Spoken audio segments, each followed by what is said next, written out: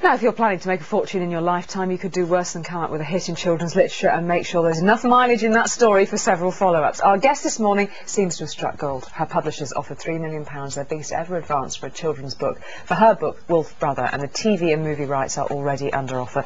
The comparisons with J.K. Rowling are inevitable. Michelle Paver joins us now in the studio. Thanks very much for coming to talk to us this morning, Michelle, and congratulations on an amazing deal, apart from anything else. Well, thank you.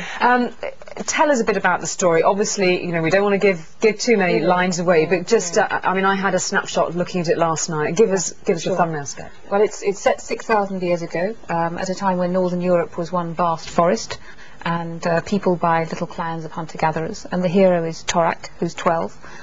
He's grown up apart from the clans, and in the first chapter, his father's killed by a bear.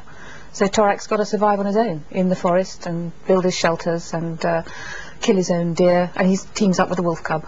And it is very much set in that whole world of myth and prehistory almost, moving around in an ancient forest. I mean, you're drawing on a lot of sort of classics, really, from literary imagery, aren't you? Absolutely. I mean, the aim is to make it very realistic and to make the reader feel that Torak is, the reader is in the forest with Torak and Wolf.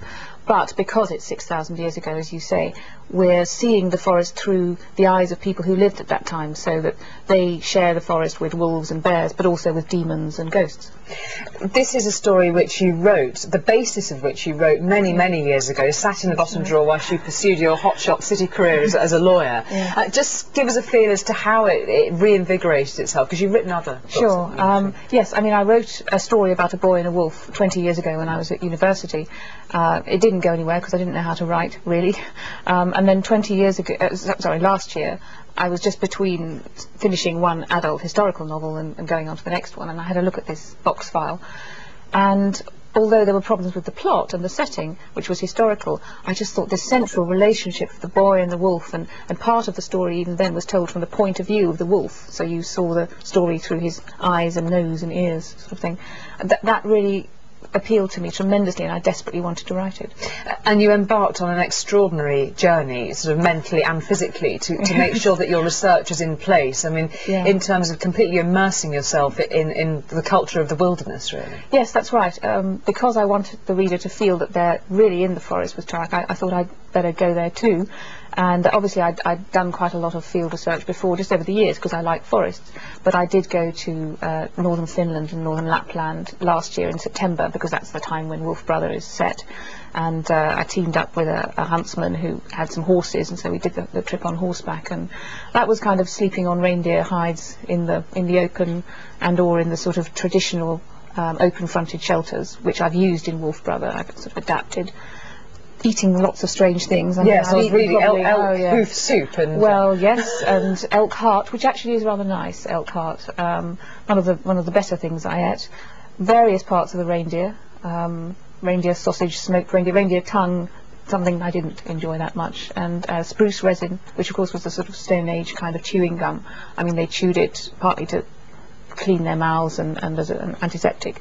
That tastes like cough syrup, I can guarantee that. So yes, I just felt that, you know, I really had to be there to do the research. Now, the opening of the book, I mean, it's a classic scene setter, really, that the death of the boy's father at the hands of a merciless bear. This is something else that you confronted. You were in an American parkland area, and this is something that you went through yourself. So that's sort of the scent of fear, which is a dreadful sort of cliched phrase, but it's something that you experienced yourself. Well, it is, and although I wasn't conscious of it at the time when I was looking at this manuscript last year, because this bear encounter had happened a few years before, that really, I'm sure, fed into it, because it was a terrifying experience. I mean, I can and do write in Wolf Brother about mortal terror with first-hand experience, because I met this mother bear and her two cubs in a very remote part of Southern California. And as anyone who knows bears will tell you, that's the most dangerous combination, because the mother bear is of course defensive. And someone had told me that you ought to sing to them just to reassure them. Because they haven't got very good eyesight, but they can hear very well. So I sort of launched into Danny Boy without thinking too much. No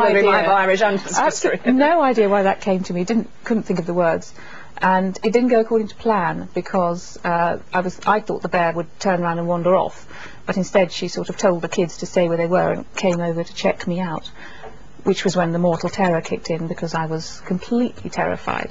And she stopped about, I don't know, 5 feet away from me, and sort of swayed from side to side on her front paws as if she was going to go up on her hind legs and go for me. And we stared at each other, and then I sidled gently past and eventually got out of sight and ran like crazy. Just stories like that themselves make it a compelling basis for a piece of fiction, but it's how you piece them together around a central figure. And I don't know, I mean, it'd be interesting to see what you have to say about this, but it strikes me with a lot of the children's literature, you know, these vehicles of lone children, orphaned children, Harry Potter, you go back to Oliver Twist, all sorts of other characters. They're sort of ideal vehicles, really, aren't they, for sort of putting in a story of discovery? Exactly. For some reason, with perhaps children's books more than anything else, you do tend to get rid of the parents fairly early on, and I think everybody understands that. But then I think it's because children themselves often, even if they're happy, you know, in their family lives, they wonder, would they survive on their own, and how would they manage? I mean, this book is written for me when I was 10. And at that age I had a happy childhood, luckily, but I wanted to try my luck at surviving on my own. And I think that's a sort of primal fascination, is how would we do it?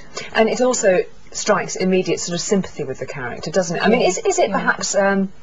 I mean, I'm not saying it's not an original idea, but I mean, is there any other way of telling a story which really really captures children's imagination in the way that this sort of literary carriage, if you like, does? Well, there probably are, but this is a tried and tested one, and certainly with Wolf Brother, when I was looking at the story, you know, again last year, what struck me was it is a very simple, pure story. I mean, originally, when I looked at it last year, I didn't have the names, and so it was just boy, wolf, forest, bear, and that really appealed to me because it's pure story. So it was kind of tapping into some of the very old folklore stories and fairy tales and myths, and that was one of the things that really got me excited about it. Okay, we're going to take a break for the headlines and talk a bit more about this and your journey to get to this stage and this extraordinary deal that you struck, and what the secrets are behind that in a few moments' time. Michelle Paver, thank you very much. Thank you.